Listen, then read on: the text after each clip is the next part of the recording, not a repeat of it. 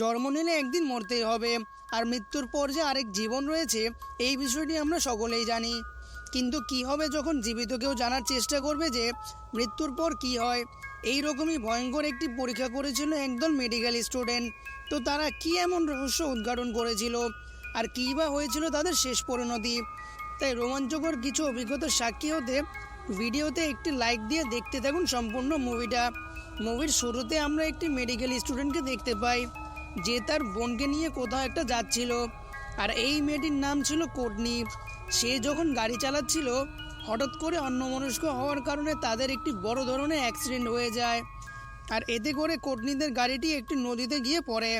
এতে করে কোর্টনি কোনো রকম বেঁচে গেলেও তার ছোট বোন সেখানেই মারা যায়। পরবর্তীতে আমরা দেখতে পাই কোর্টনি এই বিষয়টা নিয়ে মানসিকভাবে অশান্তিতে ছিল, কারণ সে ভেবেছিল তার ভুলের জন্যই তার বোন মারা গিয়েছে, আর এই বিষয়টি সে কোনোভাবেই মেনে নিতে পারছে না।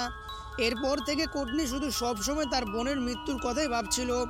তো এমনি একদিন তার মাথায় আসে যে তার বোন যে মারা গেল, এরপর তার সাথে কি হবে, আর এই বিষয়টি নিয়ে কোর্টনি বেশ কৌতূহলী হয়ে পড়ে। তাই সে তখন সিদ্ধান্ত নেয় যেভাবে হোক তাকে জানতে হবে মানুষের মৃত্যুর পর তার সাথে কি হয়।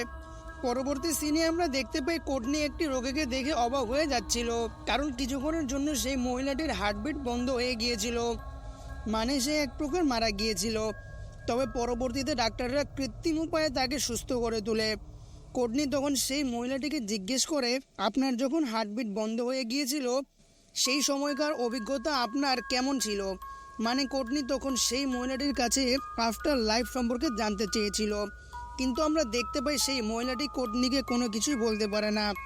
পরবর্তী সিনে আমরা দেখতে পাই কোর্টনি তার বন্ধুদের সাথে একটি বিষয় নিয়ে আলোচনা করছিল, আর এরপর সে তার বন্ধুদের নিয়ে মেডিকেলের একটি গোপন বেসমেন্টে যায়। এরপর কোর্টনি তার বন্ধুদের বলে, আমি অন্যরকম একটি এক্সপেরিমেন্ট করব। মূলত আমি আমার 1 মিনিটের জন্য হার্টবিট বন্ধ করে রাখবো, আর এই সময়টুকু আমার সাথে কি ঘটে তোমরা সেই বিষয়গুলো অ্যানালাইজ করবে। কোর্টনির বন্ধুরা তখন বুঝতে পারে এই বিষয়টা অনেকটা ঝুঁকিপূর্ণ, তাই তারা কোনো মতে রাজি হচ্ছিল না। কোর্টনি তখন তাদের এই বলে ভরসা দেয় যে যদি তার কোনো কিছু হয় তাহলে সম্পূর্ণ দায়ভার তার নিজেরই, যার ফলে কোর্টনির বন্ধুরা তখন গবেষণাটি করতে রাজি হয়ে যায়। এরপর কোর্টনির বন্ধুরা তাকে একটি ইনজেকশন দেয়, আর তখন আমরা দেখতে পাই যে ধীরে ধীরে কোর্টনির হার্টবিট পুরোপুরি বন্ধ হয়ে যায়। অন্যদিকে আমরা কোর্টনিকে দেখতে পাই সে একটি আলাদা দুনিয়ায় চলে যায়, যেখানে সে তার অতীতের সব কিছু দেখতে পারছিল।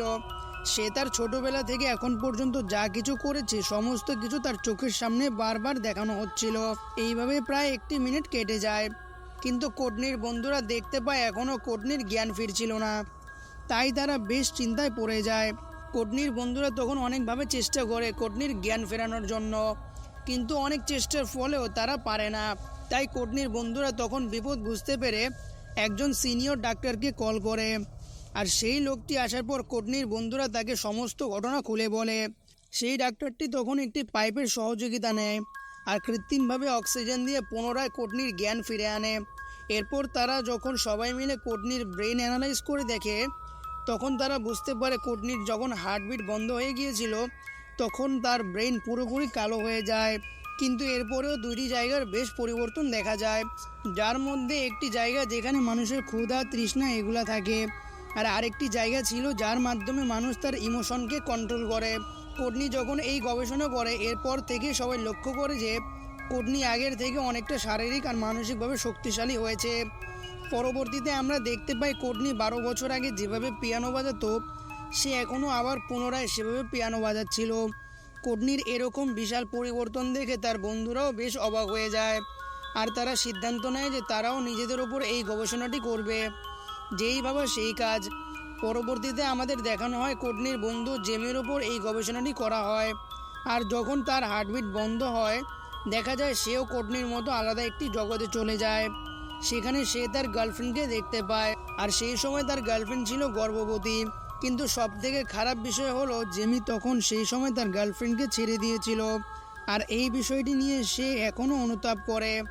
পরবর্তীতে এই গবেষণাটি কোর্টনির আরেক বন্ধু মার্লের ওপর করা হয়, আর সে যখন অন্য জগতে চলে যায় সে দেখতে পায় যে তার এক বন্ধু ছিল যে কিনা একটি সময় চিকিৎসার জন্য তার কাছে এসেছিল, কিন্তু সে ইচ্ছে করে ওষুধের ওভারডোজ দিয়ে তার বন্ধুকে মেরে ফেলেছিল। পরবর্তীতে আবার এই গবেষণাটি কোটনি আরেক মেয়ে বন্ধু তার ওপর করানো হয়।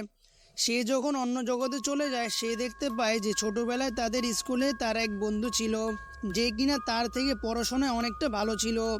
আর এই বিষয়টি নিয়ে সে তাকে ভীষণ হিংসা করত। তাই সে তখন তার একটি নেকেড ছবি পাবলিশ করে দেয়। পরবর্তীতে সেই মেয়েটি এই অপমান সহ্য করতে না পেরে এই স্কুল থেকে চলে যায়।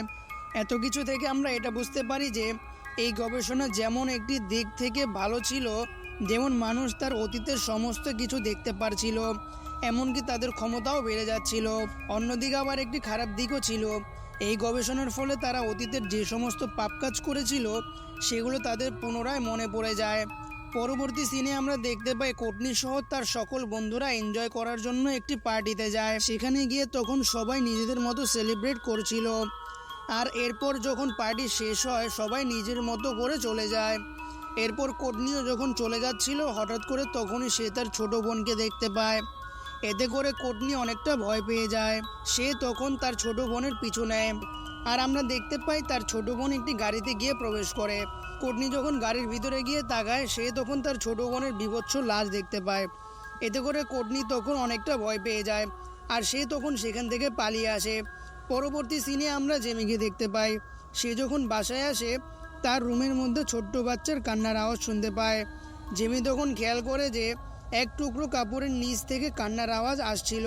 আর সে যখন সেই কাপড়টি উপরে উঠায়, সে দেখতে পায় তার নিচে কোনো কিছুই ছিল না। এতে করে জেমি তখন কিছুটা ভয় পেয়ে যায়। আর তখনই আমরা দেখতে পাই জেমির পিছ থেকে তার গার্লফ্রেন্ডের আত্মা দাঁড়িয়েছিল, যে কিনা তাকে মারতে আসছিল। ঠিক তখনই জেমির কাছে কোটনির কল আসে। আর কোটনি তখন তার সাথে ঘটে যাওয়া সমস্ত রকম ঘটনা জেমিকে খুলে বলে। তাই তখন জেমি তাড়াহুড়ো করে বের হয়ে যায় কোটনির সাথে দেখা করার জন্য। অন্যদিকে আমরা কোটনিকে দেখতে পাই। সে যখন বাসায় যায়, পুনরায় সে তার ছোট বোনের আত্মাকে দেখতে পায়। এতে করে কোটনি অনেকটা ভয় পেয়ে যায়, সেখান থেকে পালানোর চেষ্টা করে। কিন্তু আমরা দেখতে পাই সে আত্মাটি কোটনিকে উপর থেকে ফেলে দেয়। এতে করে সেখানে তৎক্ষণাৎ কোটনি মারা যায়। আর তখনই কোটনির এরকম হঠাৎ মরে যাওয়ার কারণে তার সকল বন্ধুরা অনেকটা ভয় পেয়ে যায়। আর এরপর থেকে আমরা দেখতে পাই কোটনির সমস্ত বন্ধুদের সাথে অলৌকিক সব ঘটনা ঘটছিল, যেগুলো তারা কখনো কল্পনাও করেনি। তখন আমরা দেখতে পাই যে জেমি যখন গোসল করছিল, তখন সে তার গার্লফ্রেন্ডের আত্মাকে দেখতে পায়। জেমি তখন ভয় পেয়ে সেখান থেকে পালানোর চেষ্টা করে, কিন্তু আমরা দেখতে পাই সে আত্মাটি একটি ছুরি দিয়ে জেমিকে আহত করে ফেলে। পরবর্তী সিনে আমরা দেখতে পাই কোটনির বাকি বন্ধুরাও যে গবেষণা করেছিল, তারাও তাদের চোখের সামনে তাদের পাপ কাজগুলোকে দেখতে পায়। আর তারা যাদের ওপরে অন্যায় কাজগুলো করেছিল, তারা প্রতিশোধ নেওয়ার চেষ্টা করছিল। পরবর্তীতে আমরা কোটনির সকল বন্ধুদের একসাথে দেখতে পাই। তারা তাদের সাথে ঘটে যাওয়া অলৌকিক সব ঘটনা নিয়ে একে অপরের সাথে আলোচনা করছিল। তারা তখন বুঝতে পারে যে পূর্বে যেসব খারাপ কাজ করেছিল, এইসব কাজের শাস্তি তারা এখন পাচ্ছে। তাই তখন কোটনির বন্ধু জেমি তার গার্লফ্রেন্ডের সাথে দেখা করে। আর আমরা দেখতে পাই জেমি এখন একটি ছোট বাচ্চা আছে। জেমি তখন তার পূর্বের সমস্ত কাজের জন্য তার গার্লফ্রেন্ডের কাছে ক্ষমা চায়। আর তাকে এই কথা বলে যে সে এখন থেকে তার সাথে সবসময় থাকতে চায়।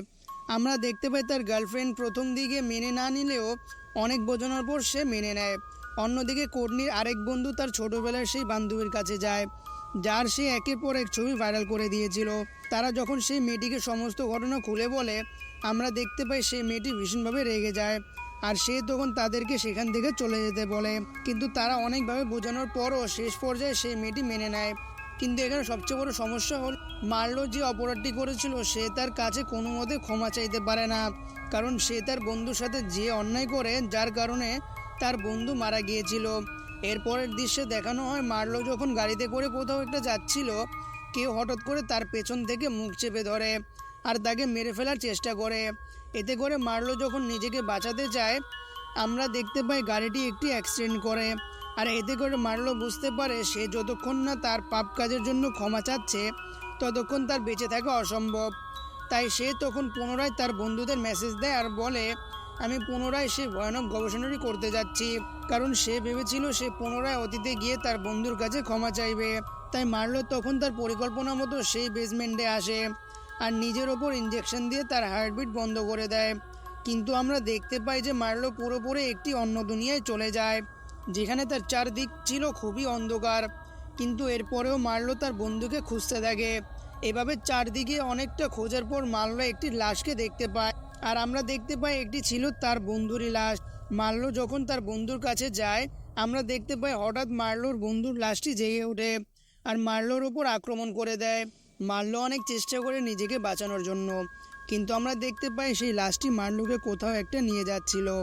কিন্তু তখনই সেখানে ব্ল্যাক হোলের মতো একটি ঝড় তৈরি হয়ে যায়, যেটি কিনা মার্লোকে নিজের দিকে টানছিল। আর তখনই সেখানে কোটনি চলে আসে আর মার্লোকে বলে, তুমি যদি মৃত্যুর ফাঁদ থেকে নিজেকে বাঁচাতে চাও তাহলে সর্বপ্রথম তোমাকে নিজেকেই ক্ষমা করতে হবে, আর তুমি যদি নিজেকে ক্ষমা না করো তাহলে তুমি এখান থেকে কোনো মতেই বেঁচে ফিরতে পারবে না। অন্যদিকে আমরা কোটনির সমস্ত বন্ধুদেরকে দেখতে পাই, তারা মার্লোর মেসেজ পেয়ে সে বেসমেন্টে এসে পড়ছিল আর তারা দেখতে পায় এখনও মার্লোর জ্ঞান ফিরে আসেনি। তাই তারা তখন অনেকভাবে চেষ্টা করে মার্লোর জ্ঞান ফিরে নিয়ে আসার জন্য। তখন সিনিয়র ডক্টরটি কোনো উপায় না পেয়ে মার্লোর হার্টবিটে একটি ইনজেকশন পুশ করে, যার ফলে ফাইনালি অনেক কষ্টের পর মার্লোর জ্ঞান ফিরে আসে। এরপর সে যখন পুরোপুরি সুস্থ হয়ে ওঠে, আমরা দেখতে পাই সে মেডিকেল টিমের কাছে যায় আর সে যে তার বন্ধুকে মেরে ফেলছিল এই বিষয়টি সে স্বীকার করে। আর এখানে যেহেতু মার্লো তার নিজের দোষ নিজেই স্বীকার করেছে, সেই মেডিকেল টিম তখন তাকে একটি সামান্য শাস্তি দেয় আর এরপর তাকে পুরোপুরি ক্ষমা করে দেয়। পরবর্তীতে তারা সবাই মিলে কোটনির সেই ল্যাপটপটি পানিতে ফেলে দেয়, যার ভিতরে ফ্লাড লাইন্স নামক সেই গবেষণাটির সমস্ত রকম তথ্য ছিল। আর এর ফলে সেই তথ্যগুলো আর যাতে কেউ না পায় বা কেউ সেই গবেষণাটি করতে না পারে। এখানে আমি আপনাদের কিছু বিষয় ক্লিয়ার করি। সেই গবেষণার পর যে কোটনি সহ তার বন্ধুরা ভীষণগুলো দেখত, বাস্তবে কিন্তু এমনটা কখনোই হয়নি। মূলত সেই গবেষণার পর তাদের ব্রেনের এমন একটি পার্ট খুলে গিয়েছিল, যার মাধ্যমে তারা তাদের পূর্বের করা ভুলগুলোর জন্য অনুতাপ করছিল। আর যেমনটা আমরা দেখেছিলাম কোটনিকে তার বোন মেরে ফেলেছিল, কিন্তু বাস্তবে সেখানে নির্ভর ছিল না, সে মূলত তার ভয়ের কারণে ওপর থেকে পড়ে গিয়েছিল। তো বন্ধুরা, আপনাদের কি মনে হয় প্রকৃতি আর সৃষ্টিকর্তার বিরুদ্ধে গিয়ে আপনার লাইফে কি হয় এসব কিছু দেখা আমাদের মানুষের জন্য কতটা যুক্তিসঙ্গত? অবশ্যই কমেন্ট করে আপনার মতামতটি জানিয়ে দিবেন। আর এরকমই সব ইউনিক গল্পের মুভি দেখতে এখনই আমাদের চ্যানেলটি সাবস্ক্রাইব করে দিবেন।